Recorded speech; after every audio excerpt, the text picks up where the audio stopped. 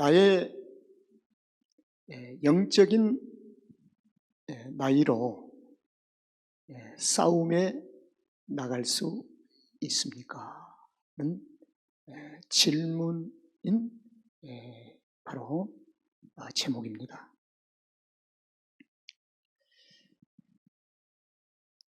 창조 이후부터 지금까지 인류의 역사 가운데 가장 치열하고 그리고 오랜 싸움을, 전쟁을 알고 계신 거죠. 어떤 전쟁일까요? 한국 전쟁은 3년, 제1차 세계대전은 4년, 2차 세계대전은 7년 가까이 됐어요. 그리고 우크라이나 전쟁은 벌써 1년이 지났어요. 그런데 그리스도인은 가장 치열하고 오래된 싸움, 즉 전쟁을 알 수 있습니다. 그리스도인들은. 그게 어떤 전쟁이고 어떤 싸움인지. 인류가 시작이 되면서부터 전쟁이 터졌어요. 싸움이 시작됐다는 말씀입니다.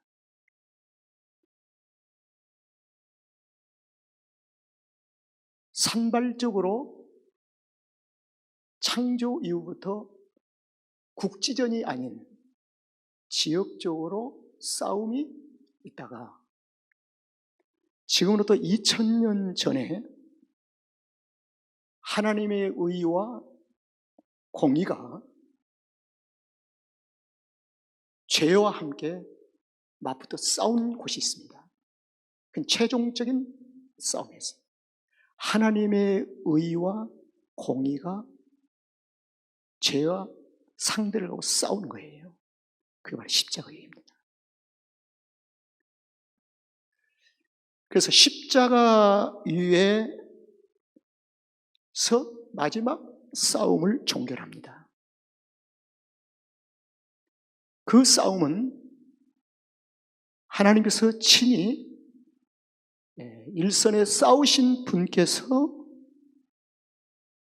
종결 선언을 합니다.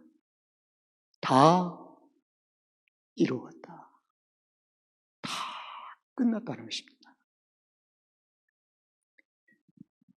그래서 2000년 전에 하나님의 의와 공의가 완전히 율법 아래서 정죄함을 받았던 모든 인류를 향해서 심판과 이 모든 것으로 마지막 승리를 선포하셨습니다. 다 이루었다. 그래서 십자가는 완전한 승리가 선포된 곳입니다. 하나님 자신이 선포를 하셨어요. 대승리가 2000년 전에 있은 이후로 그리스도인들은 승리를 다시 쟁취하기 위하여 승리를 얻기 위해서 사는 것이 아니라 이미 우리에게 주신 승리를 지키기 위하여 그 승리를 잘 지키기 위해서 그때부터 또 제2의 싸움이 시작되는 거예요. 승리를 지키기 위해서. 왜 그러냐면은 싸움의 대상이 죄악인데 이 죄악의 상징은 마귀와 사탄입니다. 마귀와 사탄은 여전히 2000년 전이나 지금이나 동일한 그 악한 영으로 지금도 그리스도인들 주변에서 있는 거예요. 그들은 끊임없이 공격하고 끊임없이 우는 사자와 같이 두루 삼키를 자고 쉬지 않고, 그래서 이 마귀하고의 전쟁은 정전이나 휴전이나 멈춤이 없습니다. 그럼 언제 멈추느냐? 베드로 후서의 말씀대로 하늘과 땅이 다 체질이 풀어지고 주님이 오신 그날에 새 하늘과 새 땅이 열리는 순간, 그 시간까지 이 싸움은 계속 되어질 것입니다. 마귀는 마귀하고 휴전할 수도 없고 합의할 수도 없는 문제입니다. 그래서 승리를 지키기 위해서 그리스도인들은 아직도 어둠의 아래서 신음하고 어둠의 포로가 된 하나님의 택한 자녀들이 있어요. 택한 자녀들. 그들을 데려오기 위한 싸움을 해야 됩니다. 그래서 이 싸움을 위해서 신약 성경은 하나님의 군사로 하나님의 전신갑주를 입어라. 그리고 성령의 능력을 받아라. 그리고 성령 충만함을 받아라. 이게 신약에서 계속 강조하는 거예요. 왜 그래야 할까요? 나의 승리를 지키고, 그리고 어둠 아래 사로잡혀 있는, 포로되어 있는 하나님의 택한 자녀들을 데려오기 위하여, 그들을 끌어오기 위해서. 그래서 이 싸움은 인류의 역사에서 시작된 이후로 한 번도 멈춘 적이 없어요. 휴전이 된 적이 없습니다. 성도들이, 그리스도인들이 일방적으로 자신이 휴전을 선포하고 엄청나게 당한 사람들이 많지요. 신앙생활 열심히 하다가 자신 스스로 휴전을 선포해요. 마귀는 휴전을 하지도 않는데 자기가 휴전을 합니다. 잠시 있다 싸우겠다고 포기합니다. 그 기간 동안 어떤 기간일까요? 알 수 없는, 그의 심령만이 알 수 있는 절망과 시리와 고통이 삶을 지배하고 있는 거예요. 그래서 우리는 그들을 긍휼히 여기는 것입니다. 긍휼히. 그들을 위해서 기도해 주는 거예요. 그래서 미워해서는 안 돼요. 긍휼히 여기해야 돼요.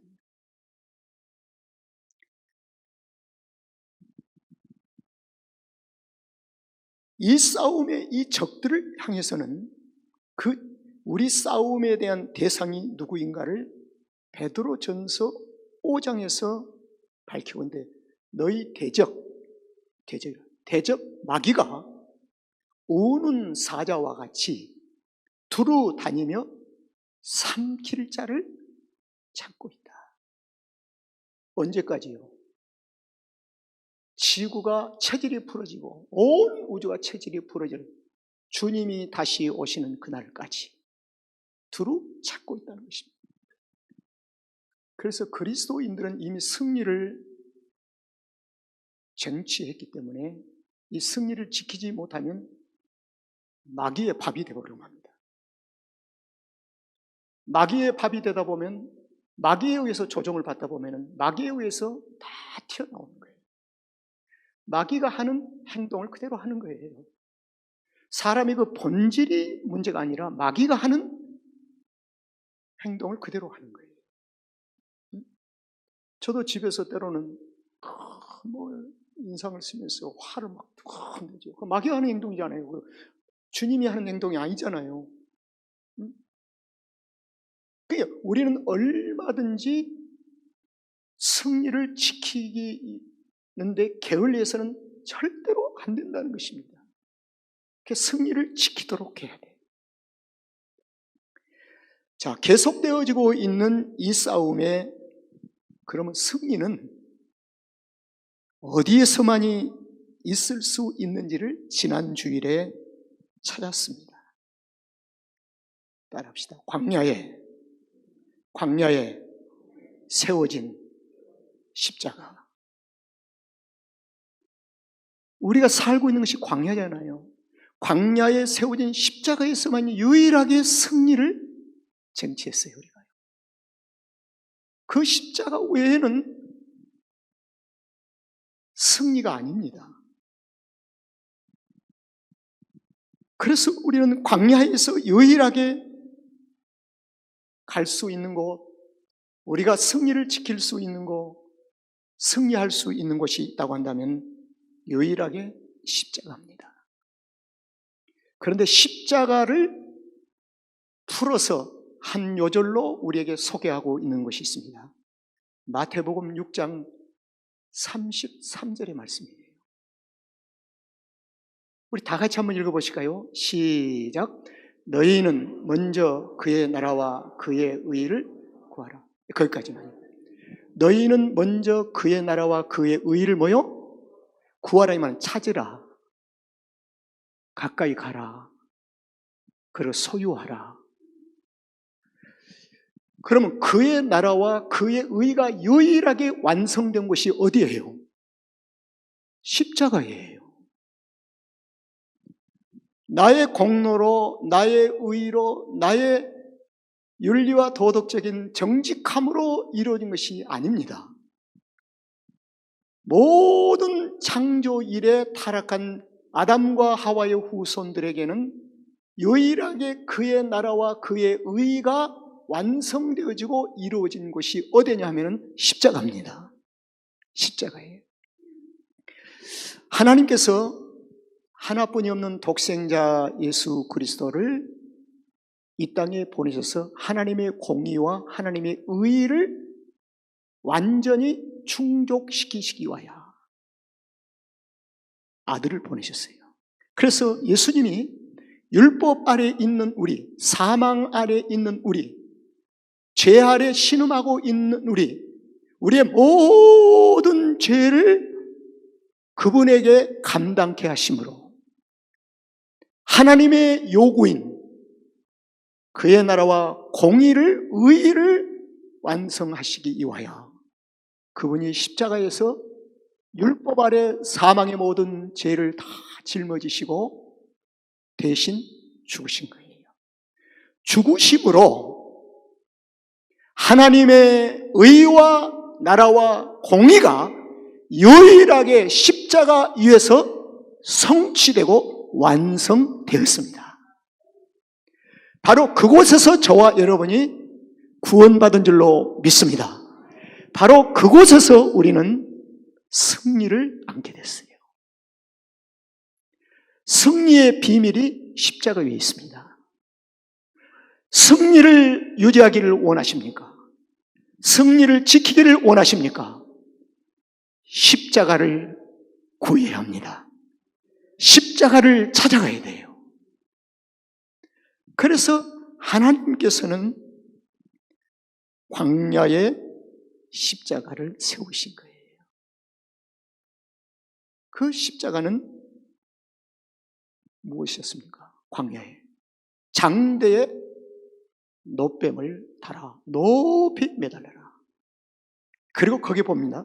불뱀에 물린 자들만 쳐다보고 불뱀에 물린 자들이 쳐다본 즉 살리라.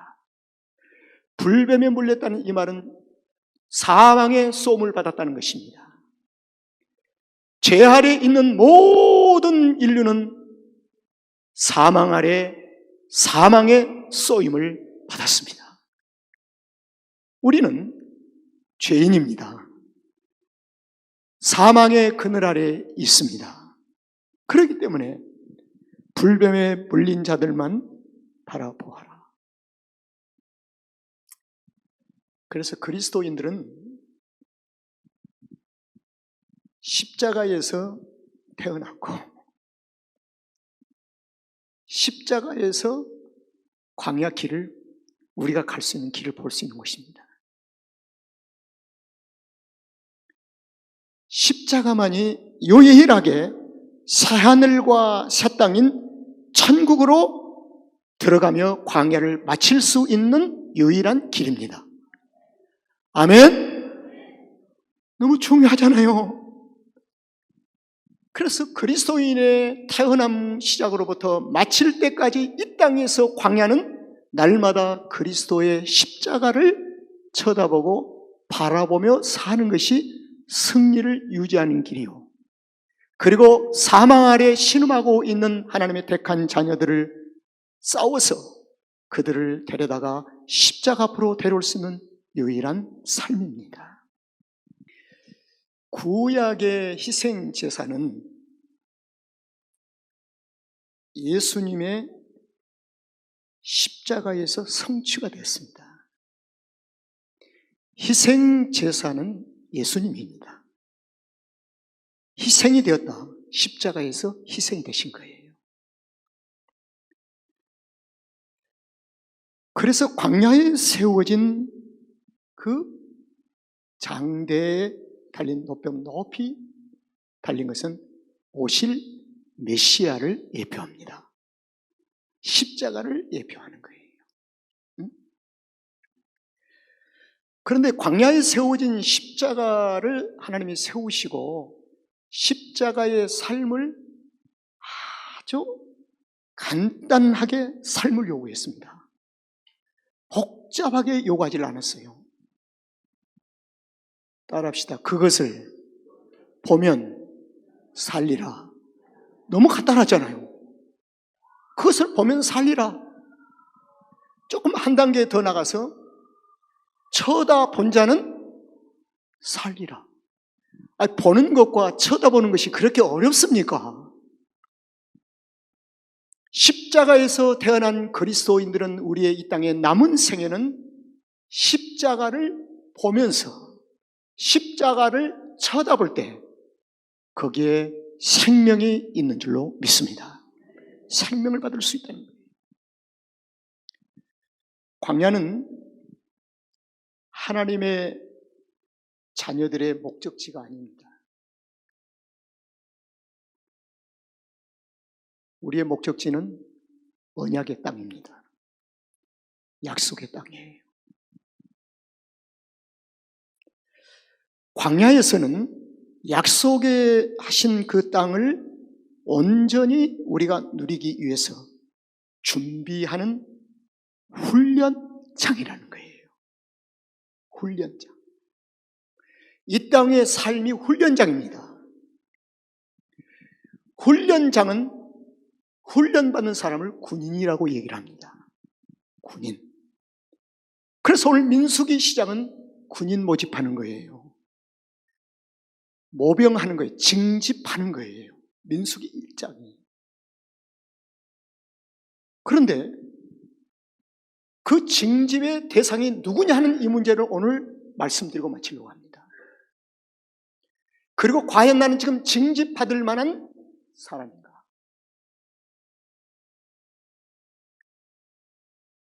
네, 저도 군대를 다녀왔지만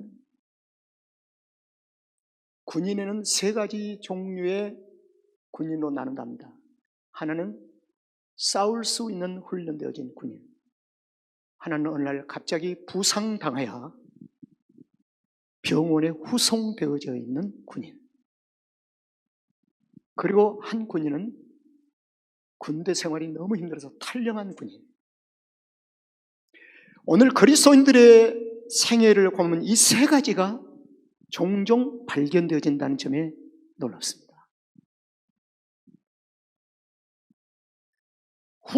병원에 후송되어진 군인은 전쟁이 일어나도 싸움터에 나갈 수가 없습니다. 탈영한 군인은 숨어 삽니다.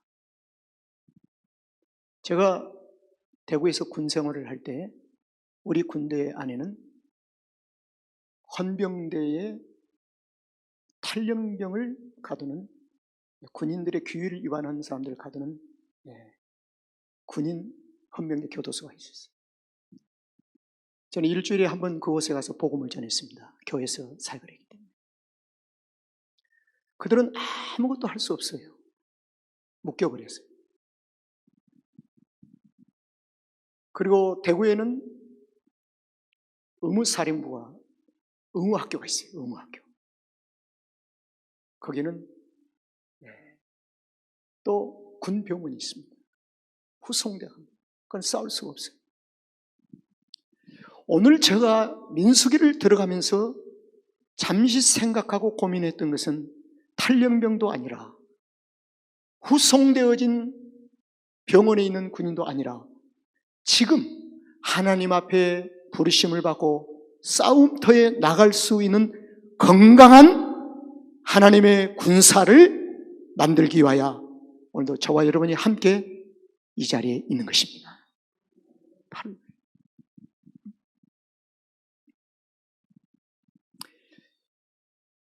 민수기의 시작은 싸움에 나갈 군대를 징집함으로 시작하는데, 징집 이전에 시내산에서 징집을 하거든요. 근데 징집 이전에 홍해를 건넌 그 사이에서 국지전이 아닌 아주 작은 싸움이 하나 있었습니다. 그 싸움이 어디냐면 르비딤이라고 하는 곳이었어요. 르비딤. 홍해를 건넌 하나님의 백성들이 시내산에서 율법과 모든 규례와 법도를 받기 이전에 모세의 인도를 따라서 광야로 들어가는데 그들 앞에 갑자기 아말렉이 나타납니다. 저는 이것을 하나님의 의도되어진 하나님의 교육용이었다, 이렇게 생각합니다. 의도되어진 아말렉이 나타나는 거예요. 이 아말렉은 성경에서 얘기하기를 하나님께서 직접 아말렉과의 싸움에서 승리를 갖고 난 후에 하신 말씀이, 이 아말렉은 대대로 영원토록 이 땅에서 영원토록 싸울 것이니라. 싸움의 대상을 아말렉으로 상징을 합니다. 그러면 이 아말렉은 무엇을 상징하느냐? 마귀를 상징하는 거예요. 광야의 사탄이를 상징하는 거예요. 그러면 하나님께서는 부리시는 영으로 천사의 영도 있지만 타락한 마귀와 귀신들도 하나님께서 통치하시고 부리고 계신다. 누구를 위해서요? 광야에서 그리스도인을 약속의 땅에 가서 온전히 누리기 위하여 훈련시키기 위해서. 여러분, 그래서 이 싸움이 출애굽기 17장 9절의 말씀을 보면은, 여러분 다 같이 한번 읽어보세요. 시작.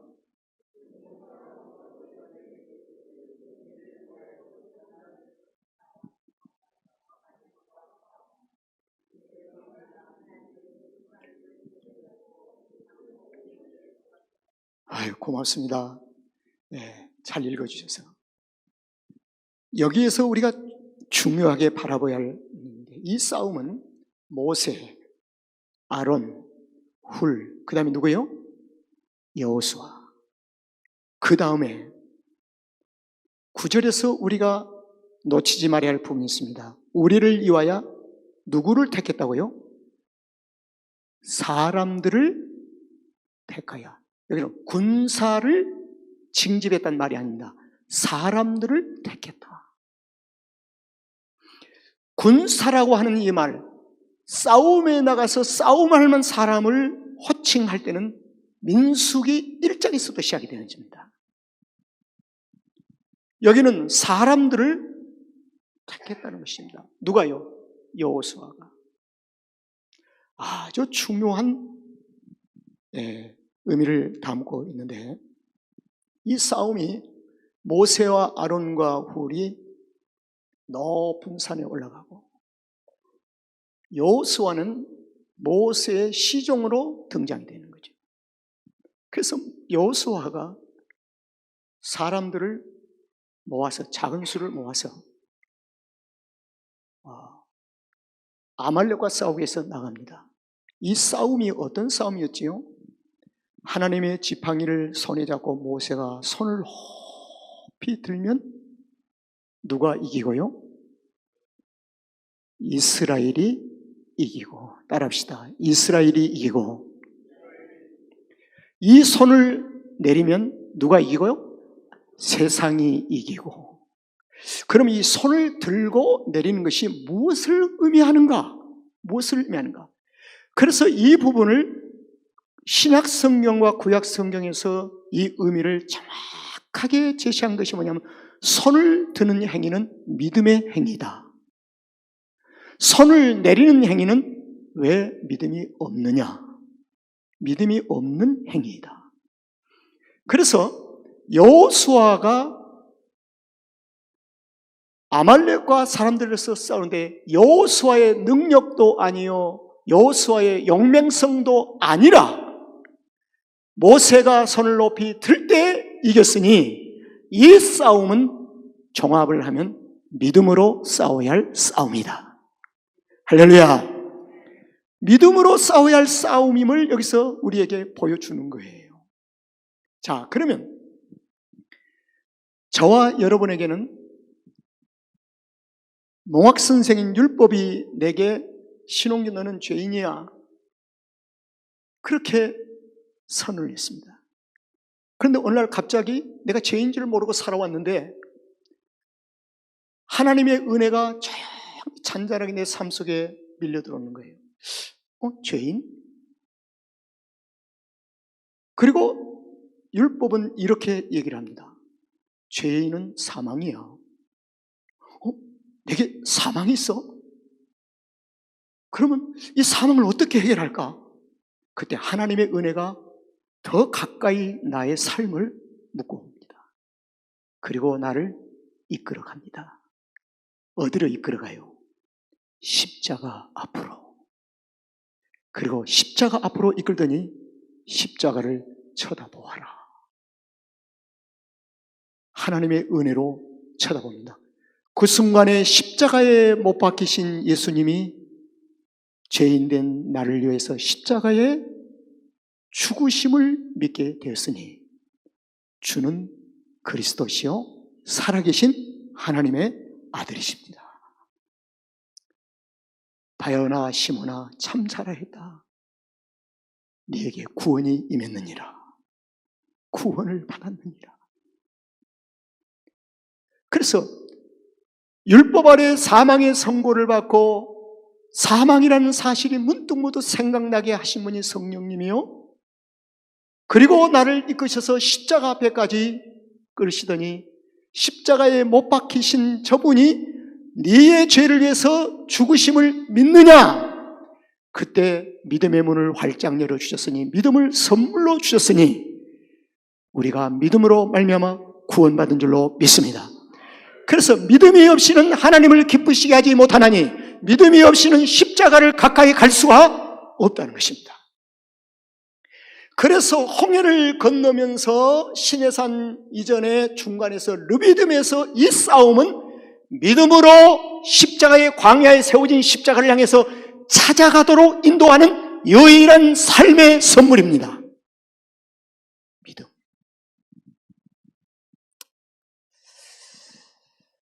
그런데요, 17장 11절 보세요. 이게 아주 또 중요해요. 다 같이 시작. 이스라엘이 이기고 손을 내리면 아말렉이 이기더니. 여기서 누가 이겼다고 그랬어요? 이스라엘이 이기고. 아주 중요해요. 여호수아가 이기지 아니하고 누가 이겼다고요? 이스라엘이 이기고. 여러분, 이스라엘이 이긴다는 이 말은 이스라엘이 누구일까? 이스라엘은 이름이 어디서 나왔냐면요, 하나님과 겨루어서 뭐요? 이겼다. 근데 하나님과 겨루어서 야곱의 광야 속에서 이기심으로 이제는 다시는 야곱이라고 하지 말고 뭐요? 이스라엘. 그럼 하나님의 뜻이 목적이 무엇일까요? 야곱을 그대로 두지 아니하시고 하나님은 누구로요? 이스라엘로. 그럼 목적이 이루어졌어요? 안 이루어졌어요? 하나님의 뜻과 목적이 이루어졌기 때문에 최종적인 누구의 승리예요? 하나님의 승리입니다. 하나님의 승리. 그래서 이스라엘이 이기고 이 말은 하나님께서 승리하셨다고 말입니다. 하나님께서 승리하셨다. 저와 여러분 가운데서 하나님의 뜻이 이루어지는 것은 하나님의 승리인 줄로 믿습니다. 그래서 날마다 뜻이 이루어지도록 해야 돼요. 기도해야 돼요. 이제 이들은 믿음으로 삶이 시작됐습니다. 그런데 믿음은 어디서 받은 줄 아시지요, 백성들이? 애굽 안에 유월절 때 이미 받았습니다. 유월절 때. 성도에게는 이미 믿음이 있어요. 믿음으로 구원받은 줄로 믿습니다. 구원받고도 유월절로 믿음을 받기는 받았지만은 형편없이 사는 사람이 있습니다. 늘 손 내리고 사는 사람이 있어요. 손 들지 못하고. 그러면 늘 지는 거예요. 이스라엘이 이기고 하는 승리가 없어요. 늘 지고 사는 거예요. 그러니까 얼마든지 그리스도인들도 매일매일 삶이 완패의 삶을 사는 사람이 많습니다. 많아요. 그러나 어떤 성도는 종종 실패를 하고 살지만 어떤 성도는 사소한 일에 완패해버린 사람들이 많아요. 그래서 성경은 그런 사람들을 가리켜서 이렇게 진단합니다. 깨어있지 못하기 때문이다. 깨어있지 못하니까 종종 완패하는 거예요. 패하는 거예요. 그러나 연약한 인간을 가진 우리는 100% 승리의 연속의 길을 달리면 얼마나 좋겠습니까? 바울도 완전한 성도인 것처럼 보이지나 종종 자신의 실패의 흔적을 우리에게 남기고 있습니다. 그러나 그것이 그리스도인들에게 정당하게 적용이 돼서는 안 된다는 것입니다. 우리는 승리를 지켜야 할 줄로 믿습니다. 자, 징집되어진 군인은 실제로 현장에서 싸우면서 십자가의 군사로 매일 훈련이 되어야 합니다. 에베소서 6장 10절 13절의 말씀을 보면 우리의 싸움의 대상을 분명히 밝힙니다. 싸움의 대상이 누구인지 12절에 보면 우리의 씨름은 싸움입니다. 싸움은 혈과 육에 대한 것이 아니요. 여러분이 그 다음 시작. 정사와 권세와 이 어둠의 세상 주관자들과 하늘에 있는 악의 영들에게 대함이라. 그래서 우리는 사람을 미워해서는 안 됩니다. 사람을 덮고 있는, 사람을 묶고 있는 죄를 미워하는 것입니다. 죄는 우리가 정죄할 수 있는 권리가 있으나 그 사람은 정죄할 권리가 없는 것입니다. 그래서 저는 싸움의 대상이 어둠의 세상의 주관자들과 하늘에 있는 악한 영들이라고 한다면 이런 질문을 한번 던져보겠습니다. 여러분의 현재 영적인 나이는 어떻습니까? 싸울 수 있는 나이입니까? 정직하게 한번 답을 해보세요.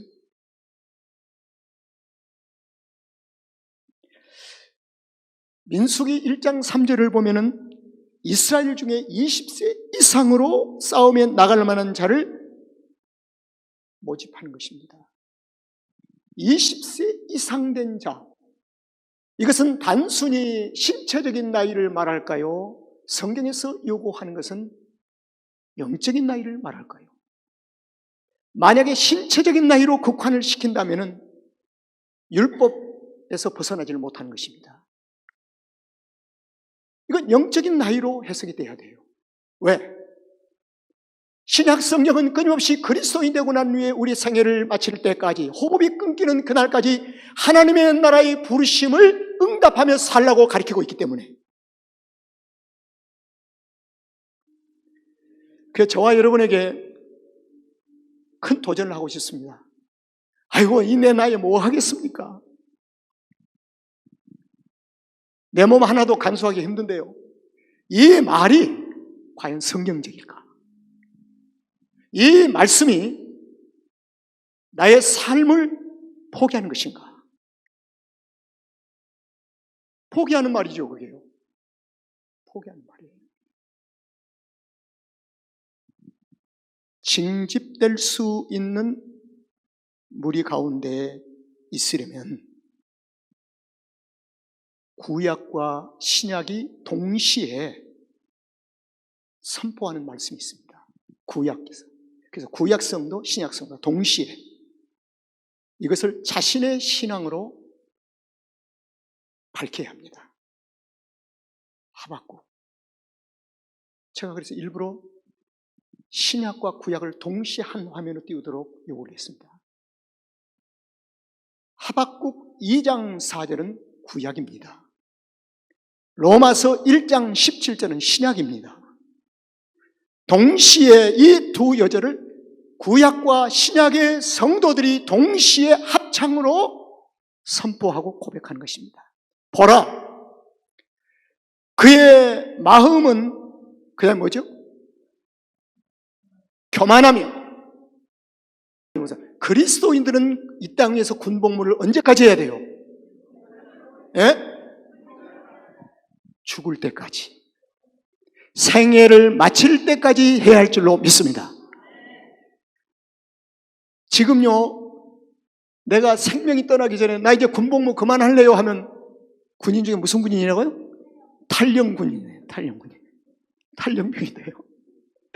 그 다음에 매일매일 아이고 내 아파서 이 늙은이가 이제는 뭐 하겠습니까? 자꾸 그러면 어디에 있는 거예요 지금요?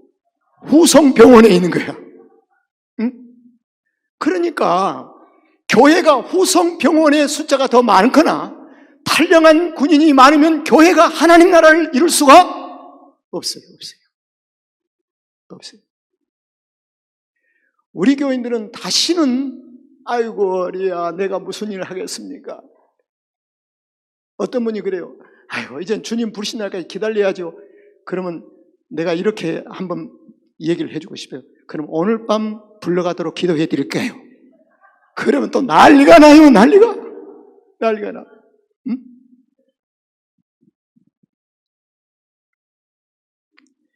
자, 군 복무는 우리의 생애를 마칠 때까지 있는 줄로 믿습니다. 하나님의 군대가 군복무를 하는 동안에 고린도후서 4장 16절은 우리에게 이렇게 약속을 해주십니다. 우리가 낙심하지 말아라. 겉사람은 뭐요? 후패하지만 우리의 속사람은 날로 새롭도다. 겉사람도 후패하고 속사람도 후패해버리고 많이 갈 곳은 딱 한 군데뿐이 없어요. 제가 자꾸 겉사람도 후패하고 속사람도 후패하는 사람이 자꾸 내 앞에서 자꾸 두 가지를 동시에 얘기하면 내가 이렇게 얘기할게요. 그러면요 3개월 후에 장례 일정 잡아드릴까요? 그럼 내가 침례해드릴게요. 한번 그렇게 해보려고 그래요.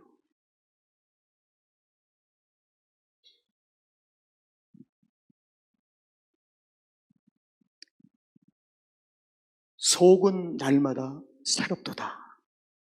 할렐루야. 속 사람을 새롭게 해주실 수 있는 분이 내 안에 내주하신 성령 하나님이신 줄로 믿습니다. 그 다음에 에베소서 4장 22절 23절에도 동일한 말씀입니다. 너희는 유혹의 욕심을 따라 썩어져가는 구습을 쫓는 옛사람을 벗어버리고 오직 성령으로 심령으로 새롭게 하라.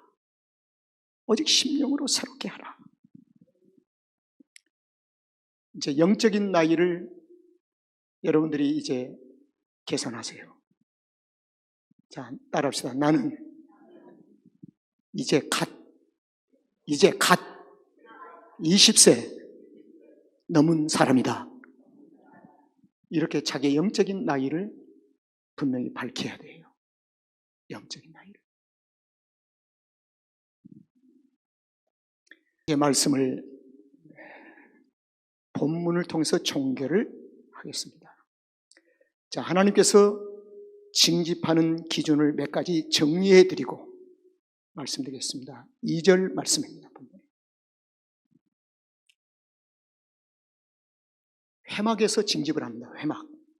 회막에 모이는 자마다. 이 말은 교회에서 징집한다는 말입니다. 교회. 2절에 보면은 너희는 이스라엘 자손의 모든 회중. 이것은 이스라엘은 야곱이 아니라 구원받은 자녀를 가리킵니다. 그러니까 하나님께서는 어디서 징집을 하냐면 구원받은 자녀에서 징집을 합니다. 구원받은 사람들만이 하나님이 징집하신다. 할렐루야. 자, 여러분들 징집받을 수 있는 자격이 있어요, 없어요? 다 있다고 그래야 돼요. 없다고 그러면 난 아직 구원 못 받은 겁니다. 징집받을 수 있는 자격이 있어요, 없어요? 아멘. 그 다음에 두 번째로 이스라엘 중에 20세 이상으로 싸움에 나갈 만한 모든 자, 믿음에 대한 확신을 가지고 나는 아직도 싸울 수 있습니다 라고 하는 자들만 징집의 대상이 됩니다. 두 번째, 아직도 싸우실 수 있습니까? 아이고, 나는 지금 허리가 아픈데요. 아이고, 힘든데. 나 이제 그냥 나 혼자 그냥 살다 가지고. 이렇게 자꾸 한 사람은 이제 빨리 후성병원에 보내야 돼. 응? 자, 세 번째. 4절. 내 지파에 각기 종족의 두령 한 명씩 너와 함께 하라. 이 말은 매 지파에 이번엔 선택되어졌다는 것입니다. 선택받은 자들만 징집받을 수가 있습니다. 자, 여러분 선택받으셨습니까? 이거 아멘 안 하면 큰일 나버립니다. 선택받으셨습니까? 선택받으셨습니다. 그 다음에 16절로 가겠습니다. 16절. 다 같이 시작. 그들은 회중에서 부름을 받은 자와 그 조상 지파의 족장으로서 이스라엘의 10,000,000인의 두령이라. 그들은 회중에서 부름받은 자. 여러분이 부름받은 자는 소명을 귀하게 여기는 자. 여러분, 세상의 회장과 부회장과 대통령, 그 부름보다도 교회에서 목사와 교사로 부름받은 이 소명이 더 가치 있고 귀합니다. 이걸 가치를 부여할 줄 알아야 돼요. 귀하게 여길 줄 알아야 한다는 것입니다. 소명을 귀하게 여길 줄 아는 자. 그리고 17절입니다. 모세와 아론이 징집을 하고 난 후에 이 지명된 이 사람들을 어떻게 해요? 이것은 무엇을? 동역입니다. 모래알처럼 사역하는 것이 아니라 동역의 하모니를 이룰 수 있는 사람을 주님이 부르신다는 겁니다. 하나님의 교회 안에서 함께 하모니와 조화를 이루면서 동역할 수 있는 동역자, 이걸 공인되어진 자입니다. 마지막 18절 2월 2일에 온 회중을 모으나 2달 동안 레위기는 시내산에서 하나님의 율법과 규례와 법도를 주십니다. 그리고 2월 2일에 온 회중을 모으니 그들이 각기 가족과 종족을 따라 20세 이상으로 그 명수를 의지하여 그 다음이 중요한 자기 계통을 말한다. 이것은 자기의 소속을 분명히 밝힐 수 있는 자. 이 말은 나는 그리스도에 속한 자입니다. 그리스도에 속한 자입니다. 오늘날 이 세상에 어떤 교회 가면은 나는 이장로님 편입니다. 목사님 편입니다. 거기에 속한 자입니다. 나는 그분을 따릅니다. 별 잡소리가, 마귀의 소리가 너무너무 횡령하고 너무너무 관여해요. 나는 그분은 좋아, 이분은 싫어. 가슴이 아픈 일이 너무 많아요. 하나님 교회 안에서. 우리 모두는 예수 그리스도에게 속한 자임을 당당하게 밝힐 수 있는 자만이 징집될 수가 있습니다. 우리 좋은마을교회는 하나님의 징집 속에 건강한 그리스도인으로 징집되어 사명 감당하시기를 주의 이름으로 축원합니다.